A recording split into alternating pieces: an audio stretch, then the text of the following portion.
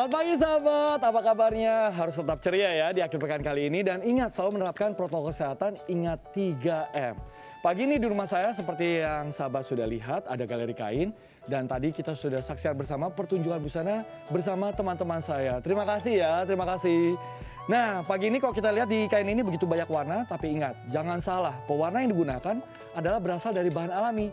Sama seperti topik kita pada pagi hari ini yaitu warna cantik alami. Nah, pagi ini juga sudah ada sahabat saya yang akan bercerita tentang teknik pembuatan pewarna dari bahan alami. Namanya Mas Suroso. Halo, Mike.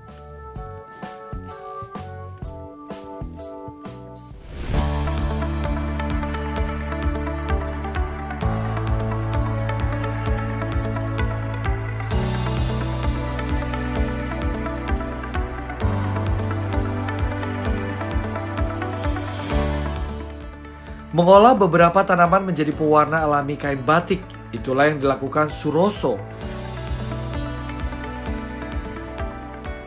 Bahannya berasal dari kulit kayu mahoni, kayu tinggi, buah jolawe, daun indigo, dan lainnya. Sekretaris Jenderal Perkumpulan Warna Alam Indonesia atau Warlami ini juga mendekati para pembatik tradisional untuk menggunakan pewarna alami. Harapannya, para produsen batik bisa menghasilkan dan membesarkan kriya wastra yang ramah lingkungan. Memilih kain batik karena Suroso bersama sang istri Chandra Diana memang juga mendirikan usaha batik pohon di tahun 2009.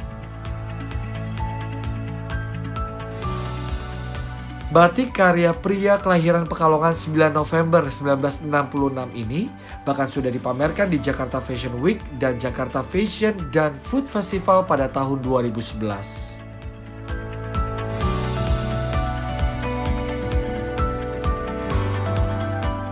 Nah sahabat, karena ngobrol sama Pak Suroso ini menarik ya. Kita lihat nih ada banyak kain ya Pak. Kalau kain ini apa ya Pak ya? Ini kain batik kan ya? Ya, ini batik tulis tradisional. Ini motifnya Sidomukti, biasanya digunakan untuk ritual pengantin sebenarnya. Wow. Sidomukti. Ini pewarnanya ya dari bahan alami Indonesia kan ya? Ya, ini menggunakan kombinasi sogan, kombinasi antara kayu jambal, kayu tinggi, kayu tegeran. Tiga kayu yang memang tumbuh dan sudah lama digunakan sebenarnya untuk pewarna batik sogan ini. Oke, kalau yang ini juga sama kurang lebih ya? Ya, untuk yang biru menggunakan pernah dengar indigo, indigo vera, hasilnya seperti itu biru. Dari tanaman kalau di Jawa nyebutnya tarum atau tom, yang populernya memang indigo. Waduh, nanti tahan dulu Pak, biar nggak membingungkan. Kita ajak sahabat di rumah juga melihat cara pembuatannya. Ini dia. Baik.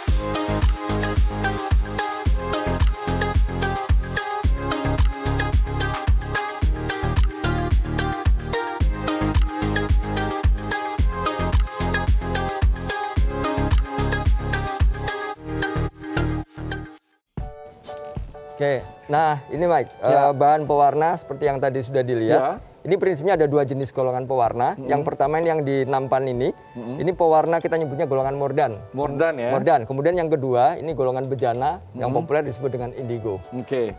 Nah ke bahan-bahannya ini dulu Pak. Ini kalau ada beberapa. Ya, Ya kan? ini ada kayu jambal, Iya. kemudian ini ada kayu tinggi. Kalau yang ini? Nah, ini kulit buah, ini akar mengkudu. Akar mengkudu. Ya, ini Oke. menghasilkan warna merah, warna yang paling sulit dan warna yang paling rumit proses pembuatannya. Oke. Kalau yang ini? Nah, ini kulit buah jalawe. Mm-mm. Ini dari pohon jalawe, diambil kulitnya, direbus atau diekstraksi. Ini menghasilkan warna hijau tua. Hijau tua. Tadi Ya, ada merah, hijau tua. Lalu yang tadi sebelumnya Pak, di yang pohon. Ya, untuk tegeran, kayu-kayu itu? ya ini tegeran menghasilkan warna kuning, tapi Kuning. biasanya ini nggak berdiri sendiri, tapi dikombinasi dengan kayu jambal dan kayu tinggi. Karena ini menghasilkan warna sogan itu dari kombinasi 3 pewarna ini. Oke, wow. Nah, sekarang kita lihat Kak, Pak. Tadi kan udah ada kayu-kayuan itu. Lalu Ya. yang ini apa Pak? Boleh Ya. bantu jelaskan ke sahabat di Oke, rumah Kak? jadi pewarna alam tidak berdiri sendiri. Ada beberapa bahan yang dibutuhkan karena diperlukan pengunci supaya pewarna tidak luntur. Misalnya kita memerlukan tawas, sudah cukup Ya. populer tawas. Tawas ini kandungannya aluminium, ini mengunci warna supaya warna nggak lepas dari kain. Juga ada yang disebut dengan tunjung. Ya, Tunjung ya, itu seperti karat besi.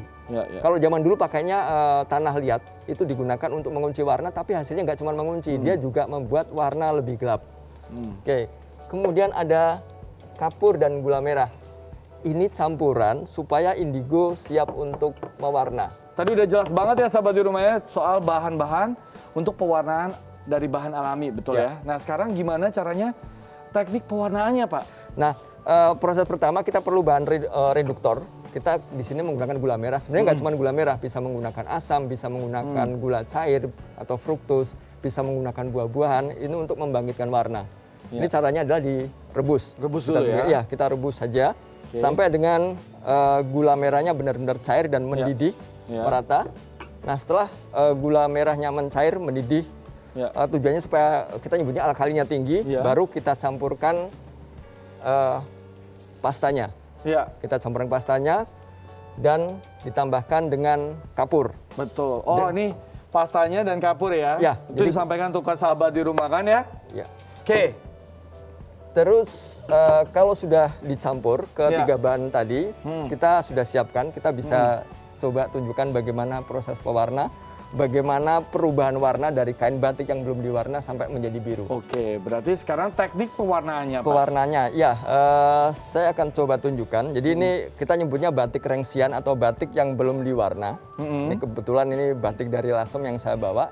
Ini akan kita siap warna dengan pewarna indigo supaya nanti menjadi selendang batik tulis dengan warna biru indigo. Wow, oke. Oke, ya jadi larutan indigo yang sudah disiapkan, kita akan coba tunjukkan keunikan dari indigo.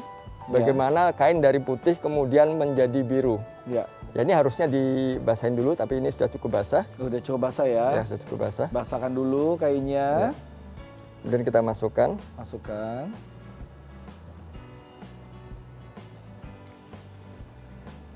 Yang unik adalah ketika kain ini dimasukkan ke dalam cairan indigo, Ya. kainnya tidak langsung biru, tapi warnanya sedikit kekuningan.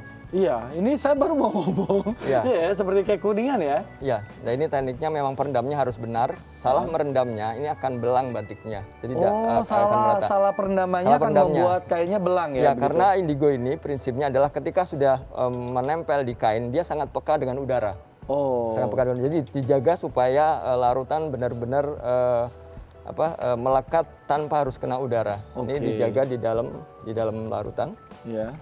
Dan nanti bisa dilihat. Perendamannya berapa lama, Pak? Untuk pertama tidak lebih dari 1 menit sebenarnya. Oke. Tapi nanti ketika menginginkan lebih biru, kita bisa lebih lama lagi dan bisa diulang-ulang sampai dengan warna biru seperti dikehendaki. Oke, ada bentuk yang sudah jadi nggak, Pak? Nah, kalau sudah jadi, batik prinsipnya memang ada lilin, ada rengsian, ada motif di sana. Ini kalau sudah kering, sudah jadi, ini pewarnaan pertama seperti ini. Oke, kita buka mungkin ya, Pak ya. Kita kasih lihat.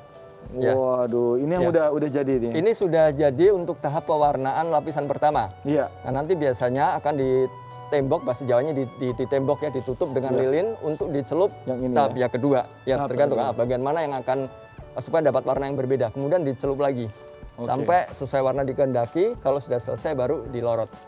Kita mau batik seperti apa? Nah, kalau sudah dilorot atau dibuang lilinnya, Boleh? ini akan menjadi lebih kurang seperti ini. Iya. Ya. Ya. Jadi yang warna muda ini tadi pencelupan pertama, kemudian setelah pencelupan pertama ditutup dengan lilin bagian-bagian tertentu, kemudian diwarna lagi diulang-ulang seperti tadi sampai dapat warna tua. Dilorot kemudian akan muncul motifnya. Jadilah batik warna alam dengan pewarna indigo seperti ini. Wow, gimana sahabat di rumah? Mantap ya.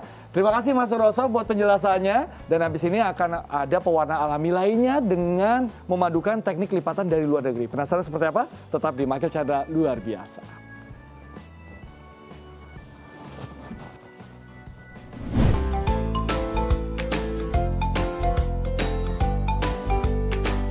Aduh. Kita lihat nih. Nah ini mulai. Wah, ini yang tadi kita jemput di tengah ya. Jumput.